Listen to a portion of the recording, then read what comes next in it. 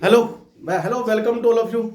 आप सभी का एक बार फिर से स्वागत है हमारे केमिस्ट्री पाठशाला प्लेटफॉर्म पर। देखिए भाई, हम लोग पढ़ रहे हैं 12th क्लास की ऑर्गेनिक केमिस्ट्री। जी हाँ, ऑर्गेनिक केमिस्ट्री कार्बोक्सिलिक अम्ल हम लोग पढ़ रहे थे। पिछले क्लास में हमने आपको कार्बोक्सिलिक अम्ल में जो है उसकी अम्लीय सामर्थ्य के बारे में समझा रहे थे कि हम आपको ये समझा चुके थे कि जो कार्बोक्सिलिक अम्ल होता है ये धातु के साथ, क्षार के साथ, यानी धातु के साथ अगर करता है कार्बोक्सिलिक अम्ल रिएक्शन तो आपको ये हाइड्रोजन गैस और सॉल्ट देता है CH3COH। अब अगर इसकी रिएक्शन हो जाए कहां पर, धातु के साथ हो जाए, तो आपको क्या मिलता है बताओ? आपको मिलता है कार्बोक्सिलिक अम्ल का लवण और साथ में क्या मिलता है बताओ? Hydrogen gas. अब हाइड्रोजन गैस मिल रहा है मुझे कार्बोक्सिलिक अम्ल के साथ, इसका मतलब क्या है कि ये अम्ल है, क्योंकि अम्ल जब होता है धातु के साथ अभिक्रिया करता है तो ये बना लेता है क्या चीज? Hydrogen gas. ठीक है ना? तो कार्बोक्सिलिक अम्ल एक्चुअली क्या होता है? अम्लीय होता है, यहां से भी होता है, प्रूफ है ना। अब देखो ध्यान से, फिर अब मैंने अगर क्या कर दिया और कंफर्म करने के लिए इसमें क्षार डाल दिया। आपने इसमें जैसे ही क्षार डाला आपको मिलता क्या है? वाटर मिलता है और साथ में क्या मिलता है? लवण।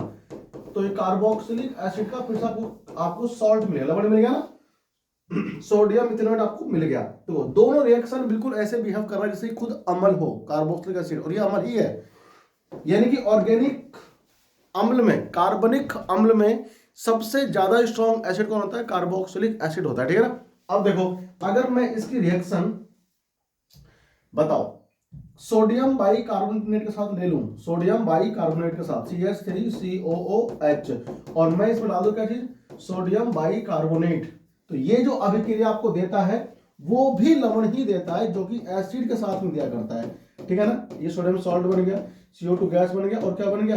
वाटर। तो ये सेम रिएक्शन जो है वो कौन करता है? हाँ, एसिड करता है कार्बोनेट, सॉरी सोडियम कार्बोनेट के साथ में, सोडियम हाइड्रोजन कार्बोनेट के साथ में सेम रिएक्शन एसिड भी करता है ना। तो यानी कहीं ना कहीं देखने को यहां से हमें मिलता है कि जो एसिडिक एसिड है, जो खुद एक कार्बोक्सिलिक एसिड है, ये बिहेव करता है एज ए अम्लीय गुण। ठीक है ना?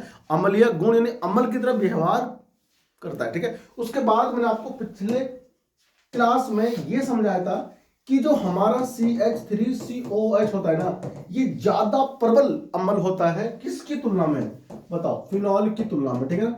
क्या होता है? फिनॉल की तुलना में ये ज्यादा एसिडिक होता है। कौन बताओ? हाँ, एसिडिक एसिड।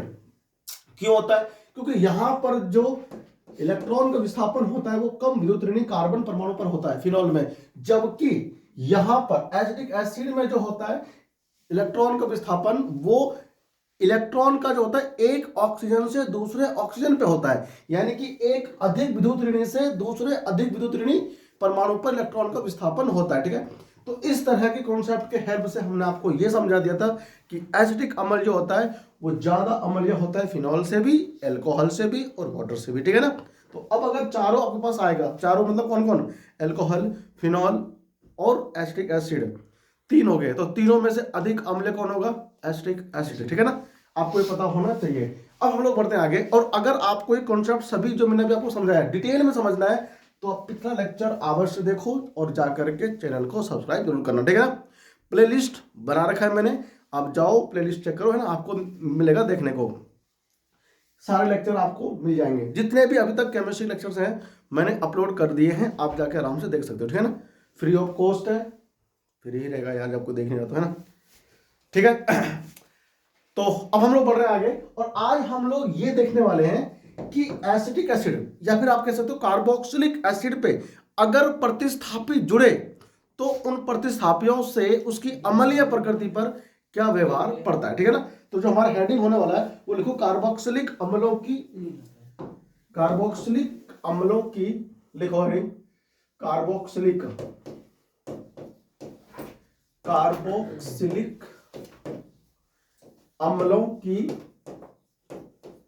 कार्बोक्सिलिक अम्लों की अम्लता पर, अम्लों की अम्लता पर प्रतिस्थापियों का प्रभाव, प्रतिस्थापियों प्रतिस्थापियों का क्या बताओ? क्या प्रभाव? Effect of substitute on acidic strength of carboxylic acid, carboxylic अम्ल के अम्लता पर प्रतिस्थापियों का क्या प्रभाव रहेगा। आप सभी बच्चे ना ये जानते हो, देखो ध्यान से, ये जानते हो ना कि मेरे पास दो प्रकार के प्रतिस्थापी होते हैं ना। जो प्रतिस्थापी होंगे वो कितने होंगे, दो टाइप के होंगे मेरे पास। प्रतिस्थापी हमारे पास होंगे दो टाइप के होंगे, ठीक है ना। एक कौन होता है, एक होता है इलेक्ट्रॉन अपनयन समूह, है ना, इलेक्ट्रॉन अपनयन, ठीक है नहीं, जो इलेक्ट्रॉन को अपनाने वाले होते हैं। कौन थे बताओ, इलेक्ट्रॉन को अपनाने वाले होते हैं, हम लोग क्या बोलते हैं, इलेक्ट्रॉन अपनायक समूह कहते हैं, ठीक है भाई। इसमें कुछ में दिक्कत होता होगा, इलेक्ट्रॉन अपनायक समूह। और एक होता है इलेक्ट्रॉन दाता समूह, कौन होता है बताओ, इलेक्ट्रॉन दाता समूह, इलेक्ट्रॉन दाता समूह। अब तो ये बताओ, जो इलेक्ट्रॉन अपनयन समूह होता है वो इलेक्ट्रॉन को अपनाने वाला, इलेक्ट्रॉन को खींचने वाला होता है अपनी ओर। तो इलेक्ट्रॉन को जो खींचने वाले होता है वो कौन कौन होता है, देखो ध्यान से, NO2 होता है ना, CN होता है, सब नेगेटिव वाले होते हैं, Br होता है, Cl होता है, ठीक है ना, I होते हैं। अच्छा फ्लोरीन ले लो पहले, देखो फ्लोरीन होते हैं, ठीक है। ये सारे कौन होते हैं, ये सारे होते हैं इलेक्ट्रॉन को अपनी तरफ आकर्षित करने वाले होते हैं ना। समझ में आ रही बात। ये अब यहां पर कौन है, CH3 हो गया, है ना, ये C2H5 हो गया, ये सारे वो समूह हैं जो इलेक्ट्रॉन को अपनी तरफ खींचते नहीं है, इलेक्ट्रॉन की डेंसिटी को बढ़ाते हैं, इलेक्ट्रॉन का जो घनत्व होता है ना उससे बढ़ाते हैं। कौन, ये तो इलेक्ट्रॉन दाता समूह, इनके पास इलेक्ट्रॉन की भरमार होती है ना, तो इलेक्ट्रॉन देने वाले समूह है, ठीक है। अब अगर ये जुड़ जाए कार्बोक्सिलिक एसिड पर तो अम्लता में क्या प्रभाव पड़ेगा, ठीक है। अब हम लोग ये समझेंगे बिल्कुल डीपली, ठीक है ना। कॉपी करो पहले, चलो आ जाओ। तो यहां पर मैं देखो दो डायग्राम बनाने वाला हूं, ठीक है, दो डायग्राम देखो बनेगा।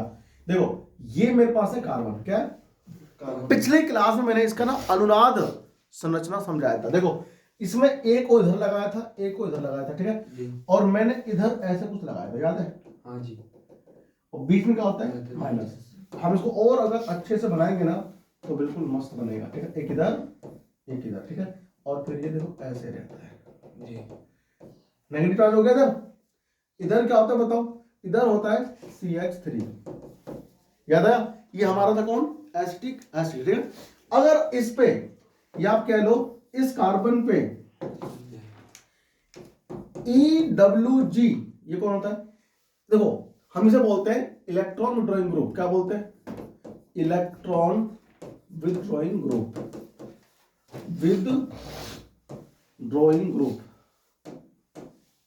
इलेक्ट्रॉन विड्रॉइंग ग्रुप,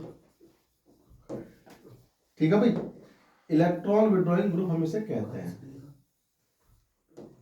देखो भाई सुनो, देखो इलेक्ट्रॉन विड्रॉइंग ग्रुप मतलब EWG, इलेक्ट्रॉन अपनयन समूह को कहते हैं EWG, यानी कि EWG जब जुड़ेगा तो इलेक्ट्रॉन को अपनी तरफ करेगा आकर्षित, अपनी ओर खींचेगा। तो होगा क्या कि ये इलेक्ट्रॉन जब अपनी तरफ खींचेगा, ऊपर से इलेक्ट्रॉन खींचेगा तो क्या होगा, इसको स्थायी कर देगा, इसको देखो जो नेगेटिव चार्ज है ना उसको अपनी तरफ खींचेगा, ये जो अनुनादी संरचना है, जो कार्बोक्सिलेट आयन है उसे स्थायीकृत कर देता है, ठीक है। देखो तो हम यहां पर क्या लिखेंगे, जब EWG ने लिखते ही समझ जाना कि ये सारे होंगे इलेक्ट्रॉन अपना समूह वाले, ठीक है। जब EWG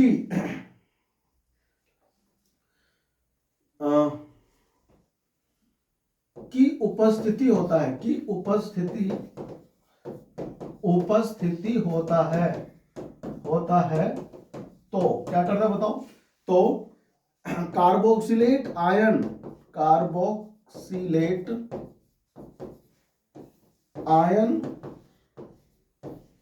को क्या बताओ, हाँ स्थायीकृत कर देता है ना, स्थायीकृत कर देता है, ठीक है, जिसके परिणाम स्वरूप जिसके परिणाम स्वरूप अम्ल की सामर्थ्य,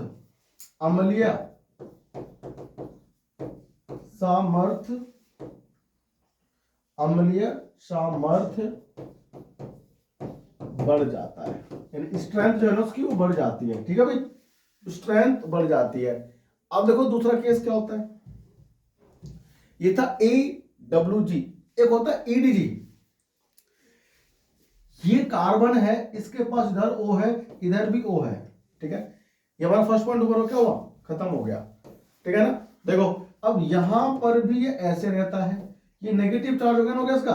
अब अगर इधर EDG जुड़ गया तो भाई साहब ये इलेक्ट्रॉन डेंसिटी इसके ऊपर क्या करता है, बढ़ा देता है। देखो ये तो खुद ही इलेक्ट्रॉन नहीं चाहता है भाई, जितना इलेक्ट्रॉन पीछे खींचे रखेगा उतना प्रोटॉन आसानी से बाहर निकलेगा, और जितना आसानी से बाहर निकलेगा प्रोटॉन वो उतना अच्छा अमल होगा।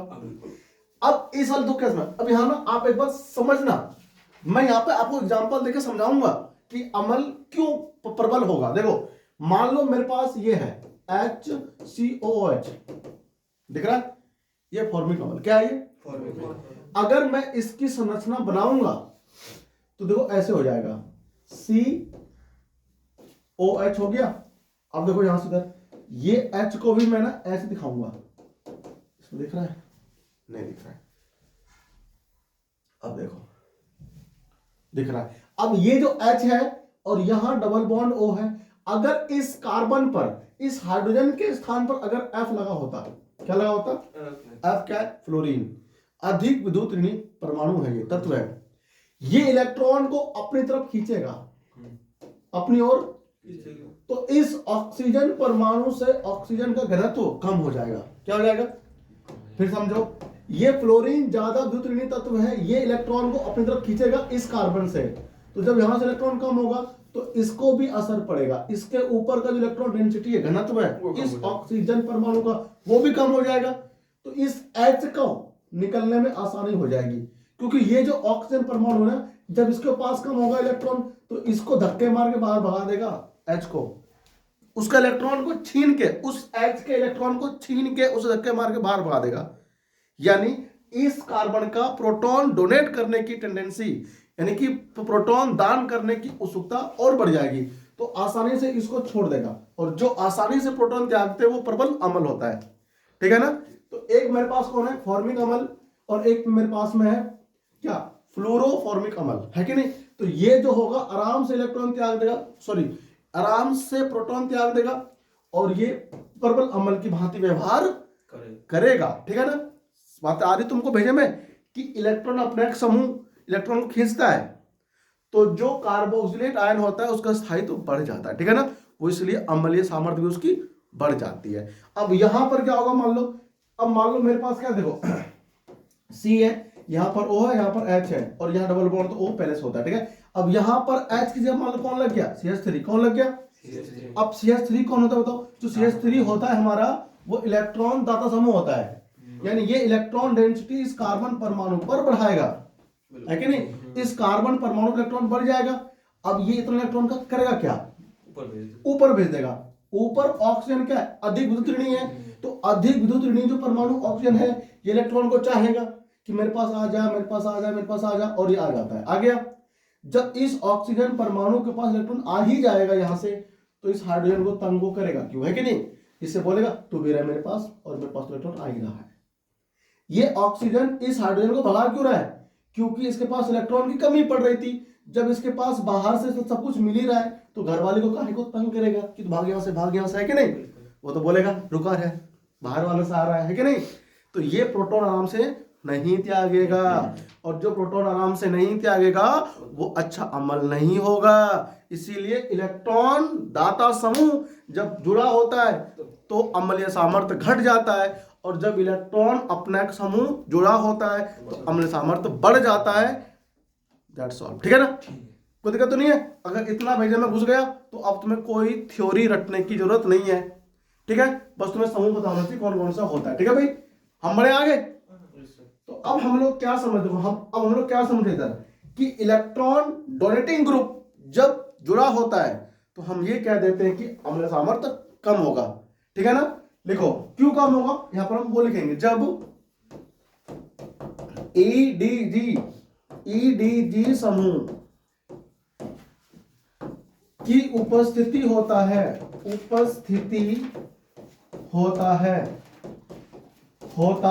तो क्या होगा, कार्बोक्सिलेट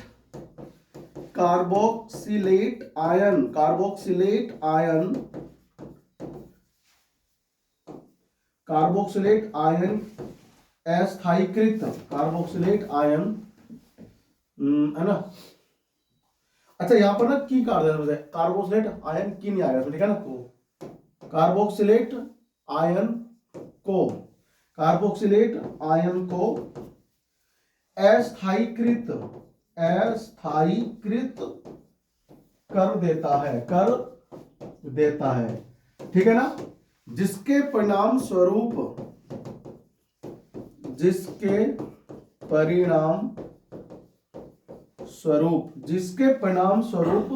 कार्बोक्सिलिक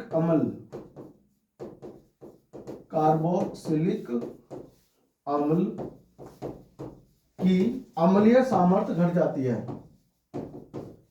अम्लीय सामर्थ्य अम्लीय सामर्थ्य,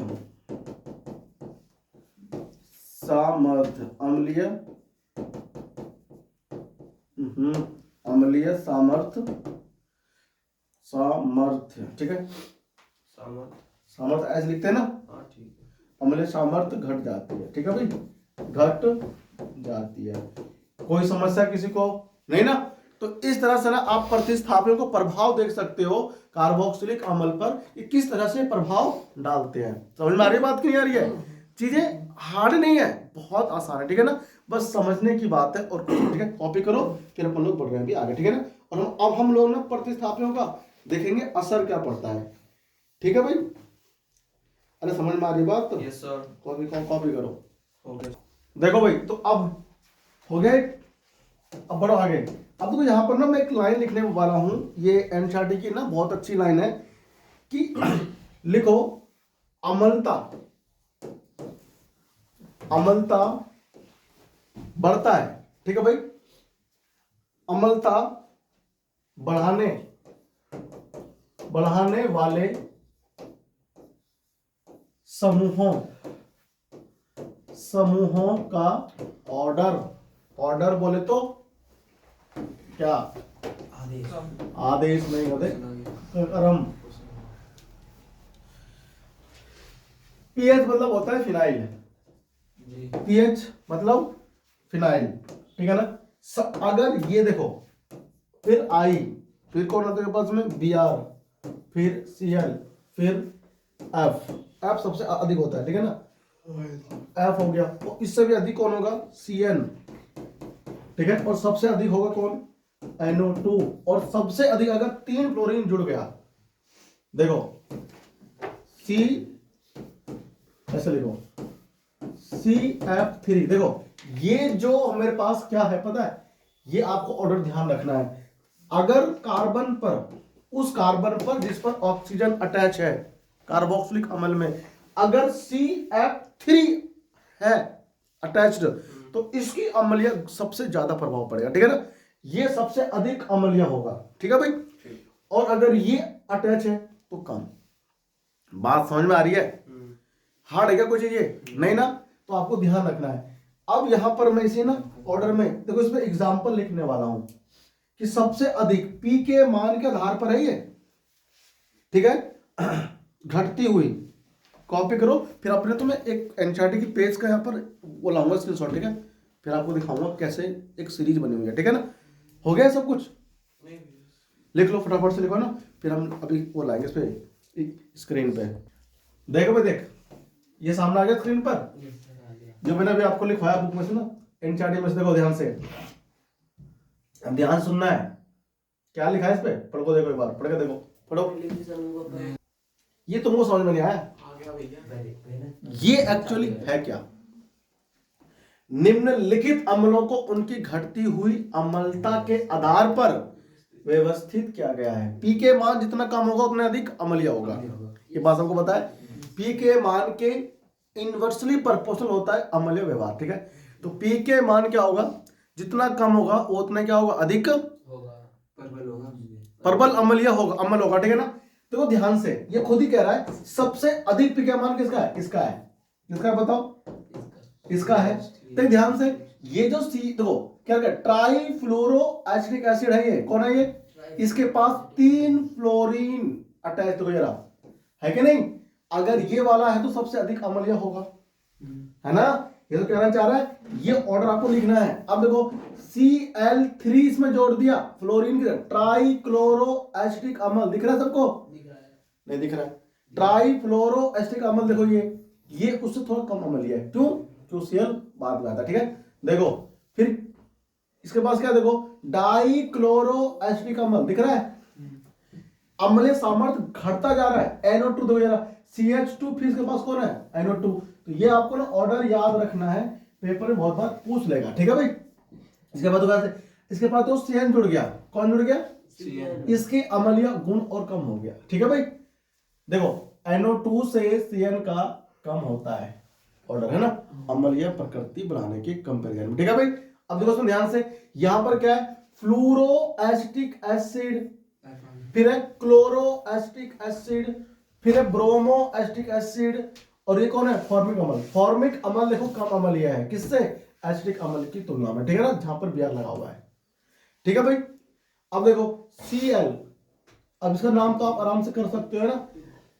ये आ गया फिनाइल, कौन आ गया बताओ, ये बेंजोइक एसिड, यानी फॉर्मिक अम्ल से भी कम होता है कौन, बेंजोइक अम्ल। फिनाइल समूह जुड़ते ही क्या होता है, अम्लीय गुण उसके कम हो जाते हैं, ठीक है ना। अभी बात होगी उसके ऊपर भी। देखो ये कौन है, ये है इथेनाइल, मतलब बेंजाइल इथेनोइक एसिड, ये रहा, ठीक है। ये कौन है, एसिटिक, देखो एसिटिक एसिड अब आया है, यानी एसिटिक एसिड जो होता है वो बेंजोइक एसिड से भी कम अम्लीय होता है। यानी एक बात पक्का है, बेंजोइक एसिड अधिक अम्लीय होता है, ठीक है ना। अभी बात तो होगी उसके ऊपर भी। और ये क्या है, प्रोपेनोइक अम्ल, ठीक है भाई। यानी CH3 CH2 समूह बढ़ने से क्या होता है, अम्लीय सामर्थ्य घट जाती है, ठीक है। तो ये जो हमारे पास जो ऑर्डर था ना, ये एनसीईआरटी का, इस लाइन को आप फटाफट से अपने कॉपी में लिखें, ठीक है ना, ताकि आपको याद रहे, या पता तो लगे कि एक्चुअल में कैसे घटता है अम्लीय सामर्थ्य, ठीक है भाई। लिखो इसको जल्दी से। अब हम लोग आगे बढ़ जाएंगे और एरोमेटिक कार्बोक्सिलिक एसिड की सामर्थ्य, किसकी, अम्ल की बात करेंगे, ठीक है ना। जल्दी से कॉपी करो, बढ़ते आगे, ठीक है, फटाफट से। देखो आ जाओ, सुनो। अब एक चीज हमें और सीखनी है भाई, क्या सीखनी है, कि फिनाइल समूह अगर कार्बोक्सिलिक अम्ल से जुड़ता है, फिनाइल समूह या फिर वाइनिल, ये वाइनिल क्या होता है सुनो, देखो फिनाइल, फेनिल बोलते हैं हिंदी में ना, फेनिल बोलते हैं हिंदी में, ठीक है, और अथवा वाइनिल, अथवा वाइनिल, अथवा वाइनिल। अब ये समूह कौन सा, देखो सुनो, ये क्या, फेनिल अथवा वाइनिल समूह कार्बोक्सिलिक अम्ल की अम्लीय सामर्थ्य को बढ़ा देते हैं। समूह कार्बोक्सिलिक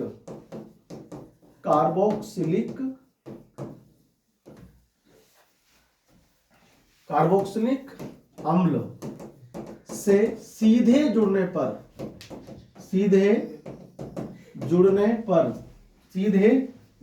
पर अम्लीय सामर्थ्य,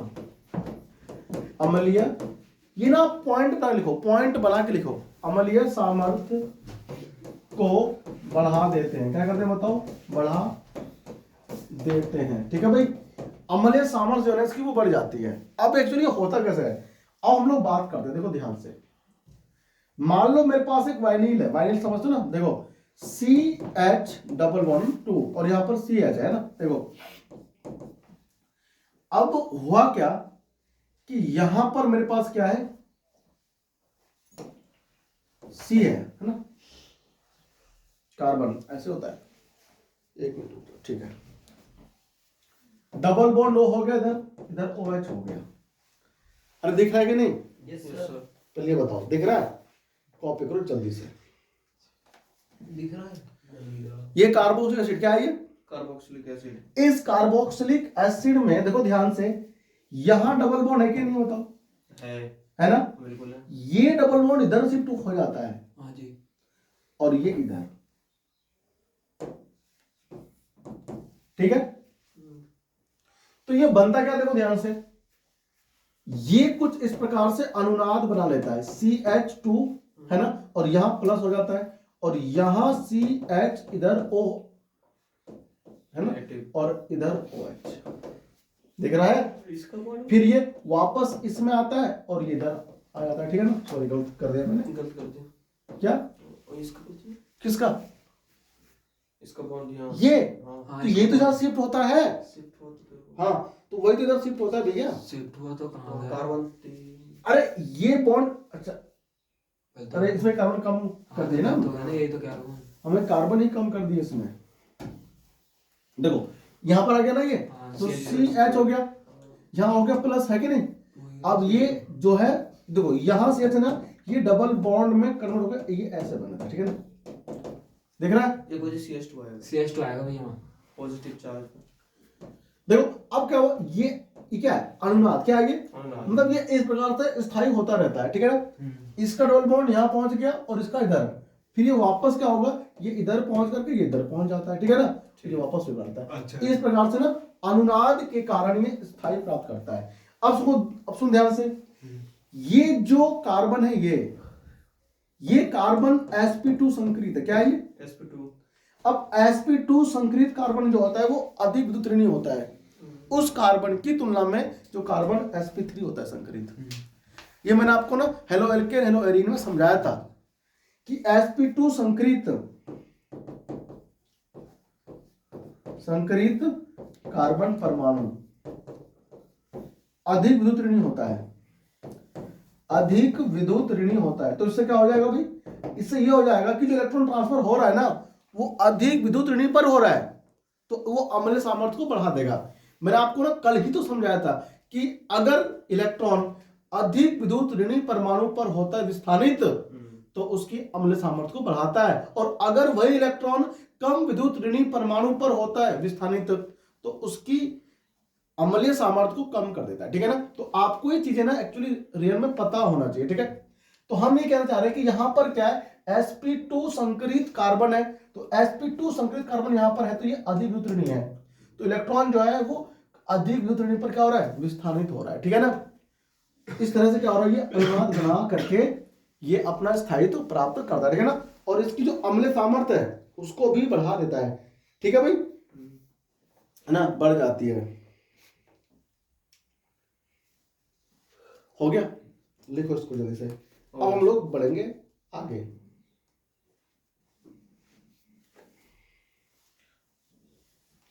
क्या लिया मैंने? sp2 संकरित है ना, इसको यहां से गोले उठाओ पहले तो।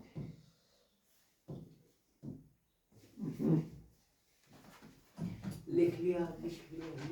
ये लिखा है इसमें? Yes sir. sp2 संकरित कार्बन परमाणु अधिक विद्युत ऋणात्मक, अधिक विद्युत ऋणात्मक, ठीक है? ये हो गया? या लिखो, अधिक विद्युत ऋणात्मकता के कारण अम्लीय सामर्थ्य क्या होता है? अम्लीय सामर्थ्य बढ़ता है, अम्लीय सामर्थ्य बढ़ता है, ठीक है भाई? आपको इस तरह से इसको पढ़ना चाहिए, ठीक है? लिख दो। अब मेरे पास देखो तीन चीजें आने वाली है। एक मेरे पास आ रहा है इधर बेंजोइक एसिड, ठीक है भाई? एक मेरे पास आ रहा है बेंजोइक एसिड है, लेकिन इसके पास NO2 समूह लगा हुआ है, ठीक है? और एक मेरे पास है दूसरा, और इसके पे लगा हुआ क्या है? OCH3। कौन अधिक अम्लीय होगा? बहुत इंपॉर्टेंट है तीनों। अगर हम इसका पीके मान देखें तो इसका पी के मान हमको सबका गिवन होगा, ठीक है ना। वैसे हमको पता भी होना चाहिए। तो इसका पी के मान है बता देंगे 4.19 और इसका पी के ए मान है 4.46, ठीक है भाई। और उसका पी के मान है 3.41, ठीक है भाई। ठीक है भैया। इसका पी के मान है क्या 3.41, ठीक है। अब ये बताओ अधिक अम्लीय कौन होगा? ये वाला, ये लास्ट वाला ये वाला अधिक अम्लीय होगा। ये तुमने इस बिहाफ पर बोला कि पी के मान सबसे कम है इसका, है ना। आप यहाँ पर सिंपल देखो, ये भी देख सकते हो ना। अब ये जो है मेरे पास कार्बन, ये फिनाइल समूह से क्या है अटैच है, ठीक है ना। तो जब इसका इलेक्ट्रॉन इस पर जाएगा तो ये sp2 संकरित, क्या है कि sp2 संकरित है ना। एसिटिक अम्ल देखो HCOH या फिर एसिटिक अम्ल की तुलना में CH3COH, इनकी तुलना में ये अधिक क्या है अम्लीय है। क्या ये अधिक अम्लीय है, ठीक है ना। क्यों? क्योंकि यहां पर तो क्या sp2 संकरित कार्बन पे है कि नहीं। ये आपको पता होना चाहिए। अब ये जो मेरे पास प्रतिस्थापित हो क्या ये बेंजोइक अम्ल प्रतिस्थापी हो गया, मतलब इस पर देखो नाइट्रो समूह जुड़ गया। तो ये कौन होता है? ये इलेक्ट्रॉन अपनेक समूह होता है। जब भी आपको इलेक्ट्रॉन अपनेक समूह मिलेगा देखने को, अम्लीय सामर्थ्य बताओ क्या हो जाएगा? बढ़ जाएगा, ठीक है ना। और यहां पर तो क्या है, यहां पर बेंजीन पर कौन है? CH3O समूह। ये क्या करता है? ये इलेक्ट्रॉन डेंसिटी को इंक्रीज करता है, बेंजीन रिंग पे बढ़ाता है। इसका अम्लीय सामर्थ्य कम हो जाएगा, किससे? बेंजोइक एसिड की तुलना में, ठीक है ना। बेंजोइक अम्ल की कंपैरिजन में क्या होता है? इसकी अम्ल सामर्थ्य घटेगा। अगर इसके ऊपर एक और लग गया CH3 तो अम्ल सामर्थ्य और कम हो जाएगा। और अगर इसके ऊपर NO2 समूह जुड़ गया बढ़ जाएगा, तो इसकी अम्ल सामर्थ्य और बढ़ जाएगा, ठीक है ना। तो ये आपको पता होना चाहिए ना, कॉपी करो फटाफट से, ठीक है। Okay sir. भैया हाँ। पी के मान दे के रखेगा ना हमेशा? क्या पी के मान जो है पी के मान कभी दे देगा तो आपको ऐसे पहचानना पड़ेगा ना समूह कौन कौन से इसमें लगे हुए हैं। अच्छा ठीक है। पी के मान तो दिया हुआ है यहाँ पर एनसीईआरटी में। यहाँ पर मैं भी इसमें एक लाइन लिखूंगा ना, लिखो एरोमेटिक कार्बोक्सिलिक अम्ल की, मैं लिख देता हूँ ना, एरोमेटिक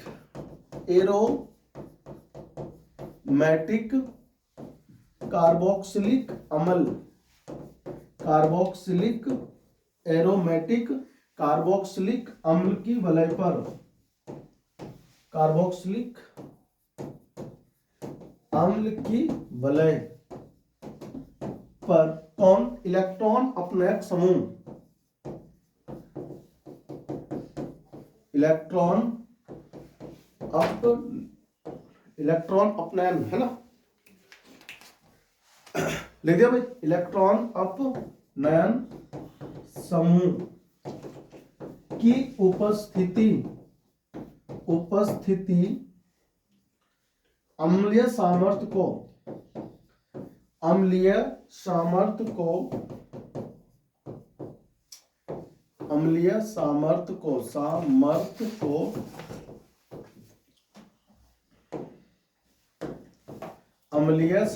को क्या करता है बताओ?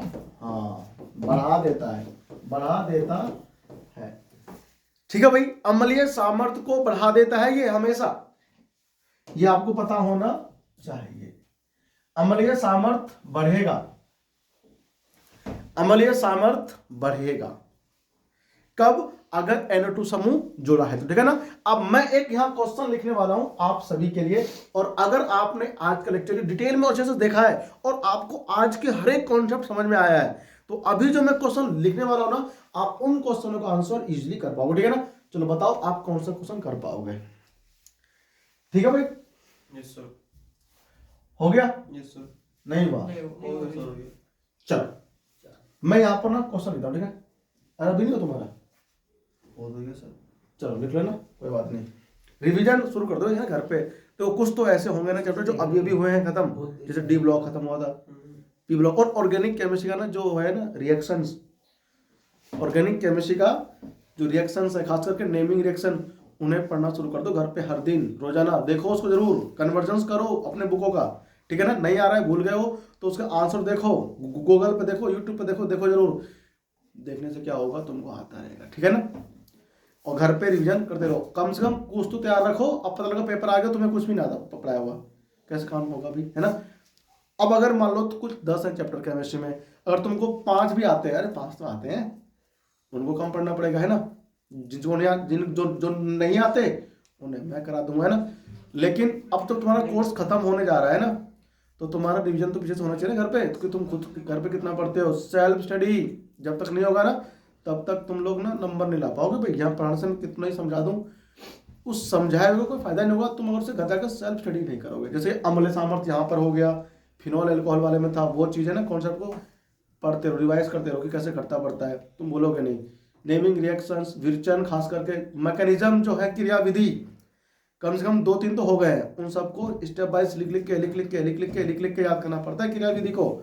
जब तक मैकेनिज्म याद नहीं करोगे लिख लिख के, तुम भूल जाओगे, ठीक है ना। और उसको लिख लिख के क्या होगा ना, करने से पेपर में तुम्हें लिखना ही तो है, इसलिए कि वहां पर कोई पूछेगा सुनाओ, तो करना पड़ेगा, ठीक है ना भाई। रिवीजन बहुत जरूरी, ठीक है ना।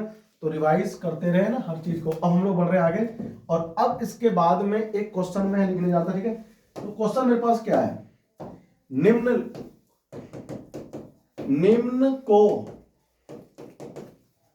अम्लीय सामर्थ्य, अम्लीय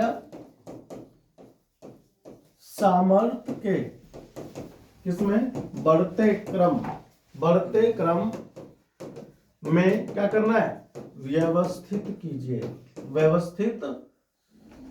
ठीक है, व्यवस्थित कीजिए।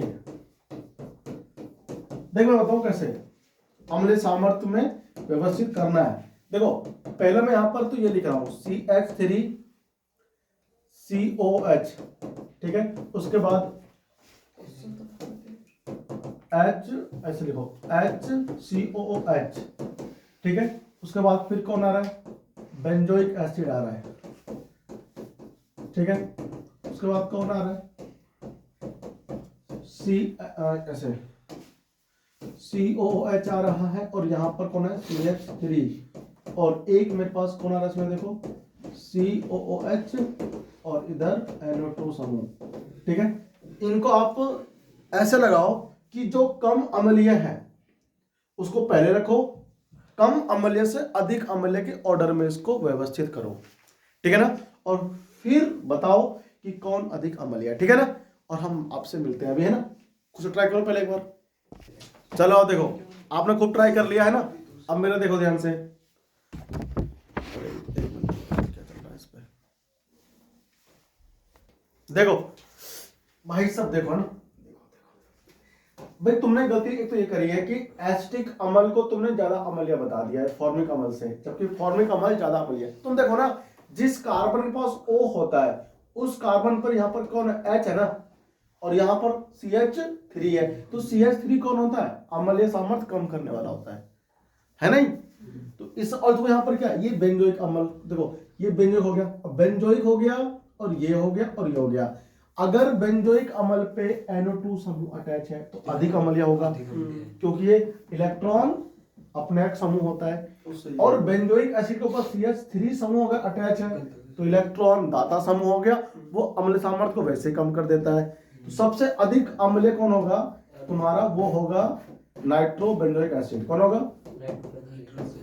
NO2, ठीक है। इससे कम अम्लीय कौन होगा, ये वाला हो जाएगा, इस पर क्या लगा हुआ है भाई, बढ़ते क्रम में लिखना है ना, घटते में लिख रहे हो।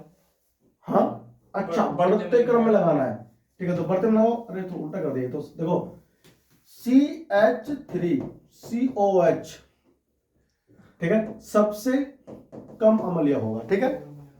इससे अधिक अम्लीय कौन होगा, इससे अधिक अम्लीय होगा तुम्हारा एसिटिक अम्ल, इससे अधिक होगा एसिटिक अम्ल। इससे अधिक कौन होगा बताओ, इससे अधिक आपका हो जाएगा ये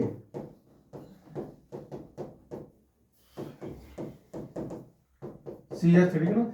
इससे अधिक कौन हो जाएगा, इससे अधिक आपका हो जाएगा बेंजोइक एसिड, ठीक है भाई। और सबसे अधिक कौन होगा, ये बेंजोइक एसिड पर क्या लगा हुआ है, NO2 समूह, ठीक है भाई। ये हमारा सबसे अधिक क्या होगा, अम्लीय होगा, ठीक है भाई। कौन सा, नाइट्रो बेंजोइक अम्ल, ठीक है भाई। ये कॉपी करो फटाफट, ठीक है। तो ये इसका आंसर होना चाहिए। अब मिला लो फटाफट से। भाई मेरे साथ सुनो। हाँ बताओ क्या दिक्कत आ रही है। भाई CH3COH के बाद ये आएगा कौन आएगा? Benzoic acid. ये क्यों आएगा? इसका भाई तो ये नहीं आएगा। इससे कम होता है इसका अम्लीय गुण, क्योंकि इसमें CH3 समूह लग गया है। पीछे जाके देख एक बार। अभी तो पीछे यही तो समझाया तुम्हें। वह तुमने अभी एक क्रम भी तो लिखवाया है, इसमें देख लो NCERT में से जो लिखा हाँ तो क्या है? ये ज्यादा अम्लीय है इससे। एनसीईआरटी में जाकर देखो ध्यान से, उसके बीच में ये भी C6H5COOH। उसको छोड़ो तुम, यहाँ देखो ध्यान से। ये ज्यादा अम्लीय होगा, लेकिन इसके ऊपर कौन है देखो, ये CH3 तो कम हो जाएगा। इससे कम इसका होता है भैया, मिथाइल समूह उस पे लग गया ऊपर। अभी ना तुमको ये लिखा है देख मैंने। यहाँ देख यहाँ ठीक CH3 है। हो रहा CH हो रहा, ठीक है। इसके ये ज्यादा बाद भी ले C6H5COH। हाँ तो कहाँ है इसमें पता? C6H5 वो तो बेंजीन में है ना ये, और भैया ने नीचे में पढ़ा है ये वाले CH3 लग के समूह इसका कम नहीं होगा, सब में ज्यादा, सब में कम है इन दोनों में। ठीक है भाई, हो गया। अब हम लोग बढ़ेंगे आगे, ठीक है ना। अब हमारे पास क्या आता है? एनहाइड्राइड का विचलन, ठीक है ना। एनहाइड्राइड का विचलन आओ फटाफट ना कर लेते हैं। हो गया था, क्लियर हो गया। चलो ठीक है, देखो लिखो। अब जो कार्बोक्सिलिक अम्ल आएगा, तो अभी तक तुमने क्या चेक किया कि अभी तक तुमने ये देखा कि मान लो मेरे पास ये तो COOH, तो इसमें दो टाइप के बंद होते हैं। क्या होता है इसमें? दो टाइप इसमें बंद होता है ना भाई। एक तो होता है C, देखो C डबल बॉन्ड जो होता है, और एक होता है COH। अभी आपने इसमें ये बंद तोड़ा, क्या होता? अब हम लोग जो है ना इस बंद को तोड़ेंगे, कार्बन और OH के बंद को तोड़ेंगे, और फिर देखेंगे कौन सी अभिक्रिया हो रही है। ठीक है भाई, देखो तो लिखो हेडिंग, इसके बाद है हेडिंग लिखो, हेडिंग लिखो। COH आबंध विदलन, विदलन संबंधी अभिक्रियाएं, अभिक्रियाएं। ठीक है भाई, हाँ हेडिंग है। ये ऐसा रिएक्शन है जिसमें क्या होगा? COH आबंध टूटेगा, ठीक है ना। तो इसमें सबसे पहला जो आएगा हमारे कोर्स में, वो आएगा एनहाइड्राइड का विचलन, एनहाइड्राइडों का विचलन। ठीक है भाई, प्रिपरेशन ऑफ क्या बोलते हैं अंग्रेजी में? एनहाइड्राइड। ठीक है, तो ये हमारा अगला टॉपिक होगा, ठीक है, अगले क्लास में। ठीक है, हम इसको डिटेल में समझेंगे नेक्स्ट क्लास में। ठीक है, आप ये हेडिंग डाल लें। ठीक है, आज समय समाप्त हो गया है, क्योंकि मुझको जाना होता है विद्यालय, और समय हो चुका है विद्यालय जाने का, मॉर्निंग। ठीक है, बहुत बहुत धन्यवाद आपका। अगर आपने यहाँ तक लेक्चर देखा है, तो आपसे मिलेंगे अगली क्लास में, और अगली क्लास में हम इसी से आगे बढ़ेंगे। एनहाइड्राइड आएगा, फिर आएगा कौन? एस्टर। एस्टर जब बनता है ना, तो भी COH आबंध ही बनता है अल्कोहल के साथ में, ठीक है ना। और एस्टर का हम लोग अगली क्लास में देखेंगे मैकेनिज्म, क्रियाविधि, जो कि बहुत बहुत बहुत इंपोर्टेंट होता है। तो बहुत बहुत धन्यवाद। अगर आप ये लेक्चर में यहाँ तक देखा है, तो आप सभी का तहे दिल से शुक्रिया। चैनल को सब्सक्राइब कर दो, दोस्तों में शेयर कर दो, और क्वेश्चंस को जो नेमिंग रिएक्शंस है उसको याद करना शुरू कर दो। रिवीजन जरूरी है। Thank you. अपने किसी भी डाउट्स को पूछने के लिए टिप्पणी बॉक्स, जी हाँ, कमेंट बॉक्स में जरूर लिखें। धन्यवाद आपका, शुक्रिया।